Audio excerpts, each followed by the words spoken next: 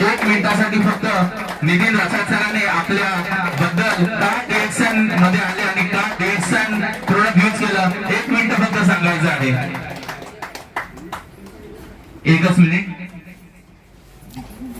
धन्यवाद सर्वांना. भाऊ काय आज जो काय आवाज तुमच्यापर्यंत येतोय त्याचा मानकरी डिएक्शन आहे. कारण काय 2015 मध्ये शाहिरीचा कार्यक्रम साहित्य संघामध्ये होत होता. माझे शाहिरीचे कार्यक्रम असतात. माझा NSR एंटरटेनमेंट स्वराज निर्मित गर्ज तो महाराष्ट्राचं हे माझं एक मराठी वाद्यवृंद आहे. आणि अशा वाद्यवृंदामधून माझे मोठमोठे कार्यक्रम नाट्यगृहामध्ये होत असतात. मुंबईच्या बाहेर स्टेजला मी कार्यक्रम करतो ओपन स्टेजला. आणि असा एक कार्यक्रम 11 ऑगस्ट 2015 रोजी साहित्य संघ मंदिर येथे होत होता. आणि संभाजी महाराजांची शायरी मी रसिकांसमोर सादरीकरण करत होतो. आणि अचानक माझ्या गळ्यातून रक्तस्राव झाला आणि माझा आवाज कायमचा 2 वर्षासाठी बंद झाला. 2 वर्ष म्हणजे आता जसं मी बोलतोय त्याच्यापेक्षा घोगरा आवाज यायला लागला. गळ्यामध्ये गाठ होती.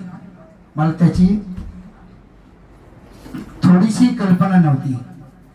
आणि त्यानंतर मग माझे कार्यक्रम बंद झाले. माझा येणारा इन्कम बंद झाला. त्यामध्येच मी फ्लॅट नवीन घेतला होता विरारमध्ये. 2015ला मी विरार निवासी झालो. 15 ऑगस्ट 2015लाच मी 11 ऑगस्टचा कार्यक्रम संताजमध्ये असताना मी साहित्य संघ मंदिरला केला होता. आणि 15 ऑगस्ट 2015लाच मी विरार निवासी झालो 4 दिवसानंतर. आणि विरारला आल्यानंतर माझी गाठभेट आई जीवदानी भजन मंडळ हे एक टायटल आहे विरारमध्ये.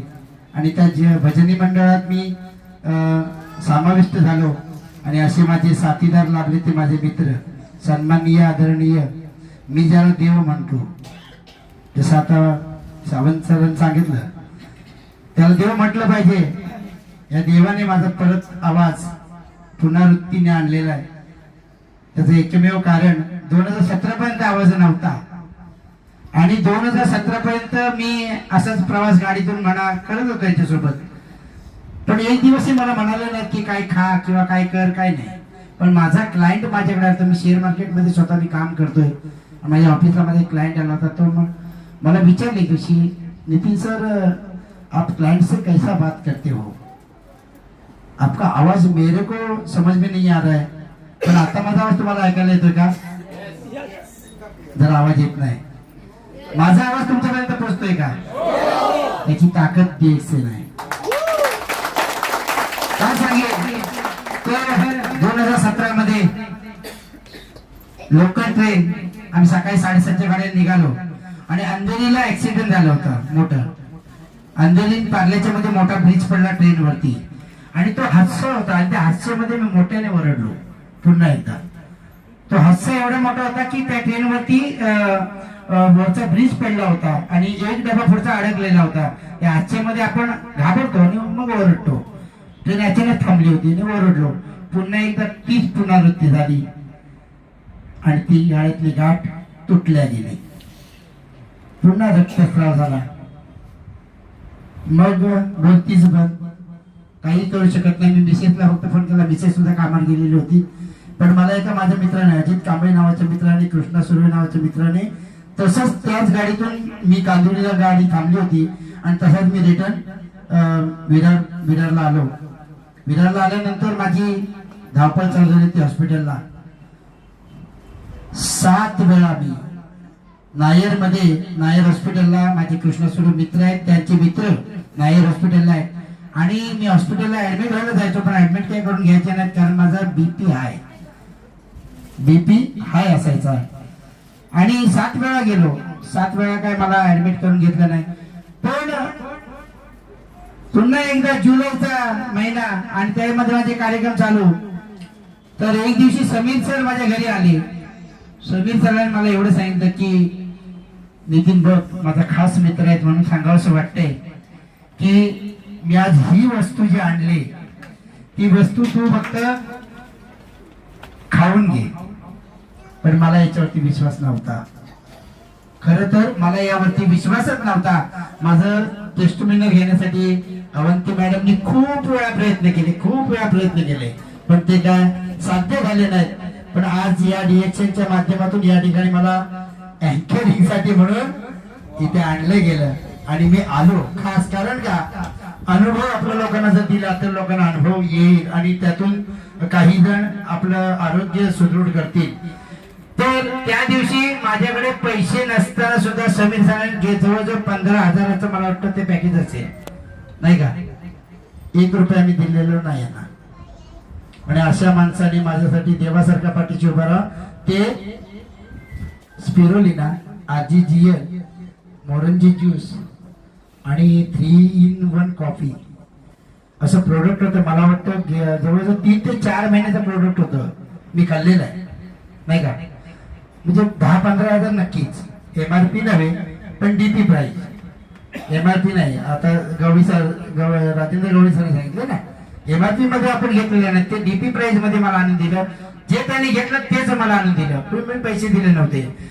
मी विचार केला की 7 वेळा मी हॉस्पिटलला मला ICU मध्ये ऑपरेशन साठी ऍडमिट करून घेत नाहीये म्हणजे नक्की प्रॉब्लेम काय असेल. तर माझी मिसेस काय म्हणाली की एवढा तुमचा खास मित्र आहे तुमचा विश्वास आहे मग ह्याच्यावरती एकदा विश्वास ठेवून बघा ना. बरं की नाही. जर डॉक्टर तुम्हाला एवढं सांगतायत की 3 लाख रुपये खर्च आहे ऑपरेशन साठी. 3 लाख रुपये खर्च आहे पण ऑपरेशन केल्यानंतर या आवाजाची गॅरंटी नाही. मग मी विचार केला जर 3 लाख रुपये मी आज खर्च करत असेल आणि 3 रुपयाचा मला त्याचा फायदा नसेल तर याच्यावरती विश्वास ठेवायला हरकत नाही. मग मी पाऊल उचललं आणि त्या दिवशीच गोळ्या खायला सुरुवात केली. असं मी काही दिवस करत होतो. काही दिवसात मला त्याचा अनुभव येत निघाला. काही त्रास पण होत होता. डोळ्याला त्रास पण व्हायचा. मी जेव्हा चालू केलं तेव्हा 15 ते 20 दिवसाचा त्रासही झाला. म्हणजे का की ते जे प्रोडक्ट आहे हे आरोग्याला लाभदायक होण्यासाठी त्याचा त्रासही माणसाला होतो. आणि त्याच्यातून जो रोग काही असेल मी डॉक्टरांना काय म्हणायचं म्हणते मला TB आहे का मला कॅन्सर आहे का हे मी डॉक्टरना पर्सनली विचारायचो जाऊन. पण डॉक्टर मला सांगायचे की असं काही रिपोर्ट मध्ये नाहीये. पण आता याच्यावरती ऑपरेशन हाच एक पर्याय आहे. पण मग ऑपरेशन थांबवणं मला गरजेचं होतं आणि मला जर त्याचा भविष्यात त्याचा फायदा नसेल 3 लाख खर्च करून तर मला म्हटलं हे प्रोडक्ट खाणे गरजेचं आहे. आणि मी ते प्रोडक्ट 3 महिने खाल्लं. 3 महिन्यानंतर माझ्या आवाजाला थोडीशी क्लिअरिटी येऊ लागली. क्लिअरिटी आल्यानंतर मी पहिला फोन समीर अपराध सरांना केला की समीर माझ्या आवाजात मी आज एकेरी शब्दात बोलतोय कारण माझा मित्र आहे आणि आज येते ते सर म्हणून प्रख्यात आहे. आणि म्हटलं समीर सर मला याच्या प्रोडक्ट बद्दल आज खूप वेगळं काहीतरी वाटतंय कारण माझी ऍसिडिटी कमी झाली. माझा गळा दुखायचा तो कमी झाला. प्लस माझ्या आवाजाला इफेक्ट येऊ लागलाय. आवाजाला इफेक्ट आला. 2017 पासून मी 2019 पर्यंत कार्यक्रम केले होते. 2019 मध्ये मला वाटतं जुलैच्या आसपास मला समीर सरांनी ते प्रोडक्ट आणून दिलं आणि मी ते प्रोडक्ट 3 महिने केलं. आणि पहिलाच कार्यक्रम 26 जुलै 2019 ला पहिला कार्यक्रम स्टार्ट केला. आणि त्याच कार्यक्रमात मला भरभरून रसिकाने प्रेम दिलं. 1,37,000 रोख रक्कम माझ्या पदरात पडली होती. कोणतीही तिकीट न घेता. कारण तिकीटचं कारण काय मी जेव्हा साहित्य संघाचा कार्यक्रम केला तो कार्यक्रम माझा फेल झाला होता आणि त्या रसिकांना मी नोट लिहून दिली होती हे आपलं तिकीट असंच ठेवा. या दिवशी माझा आवाज परत येईल त्या दिवशी फ्री ऑफ कॉस्ट कार्यक्रम तुम्हाला मी दाखवेन. आणि तो फ्री ऑफ कॉस्ट कार्यक्रम मी रसिकांना ठेवला होता आणि त्यातून सुद्धा रसिकांनी भरभरून मला दिलं. ते या डिएक्शन मुळे 1,37,000चा त्या दिवशी मालक होतो आणि ती 1,37,000 रक्कम मी मुख्यमंत्री सहाय्यता निधीला जमा केली. मला जर जीवदान मिळालं तर ते जीवदान कोणाला तरी मिळावं, म्हणून ते मिळण्यासाठी मी 1,37,000 रक्कम मुख्यमंत्री सहायता निधीला दिले. आणि खरं तर आज माझा जो आवाज तुमच्यापर्यंत पोहोचतोय याचं हे खरंच श्रेय DXNचं आहे. आणि DXN माध्यमातून मला आज इथे बोलण्याची संधी दिली. माझे मला वाटतं व्हिडिओही व्हायरल होईल अशी गॅरंटी आहे. आणि खऱ्या अर्थाने मला या व्यासपीठावर आपण आणलं त्याबद्दल Sameer sir, Mahesh Patkar sir, Milind Mhatre sir, आमचे सावंत आणि लल्लू सर आजी, आम्ही एक मीटिंग घेतली. मीटिंग मध्ये आम्हाला ऑनलाईन मीटिंग करायची होती, पण मी म्हटलं ऑनलाईन नाही, आपल्याला भेटून मीटिंग करूया आणि मीटिंगचं आपण शेड्यूल ठरवूया. आणि जर ती मीटिंग आपल्याला सक्सेस करायची असेल तर तुम्हाला सर्वांची आम्हाला गरज होती आणि ती साथ तुमची लागली. आणि त्याचमुळे आजची ही सभा, ही मीटिंग सक्सेस तुमच्यामुळे झाली. जोरदार टाळ्या तुमच्या सर्वांसाठी. आज इथे आपण सर्वजण आला आणि ही मीटिंग आपण सक्सेस केली त्याबद्दल तुम्हा सर्वांचे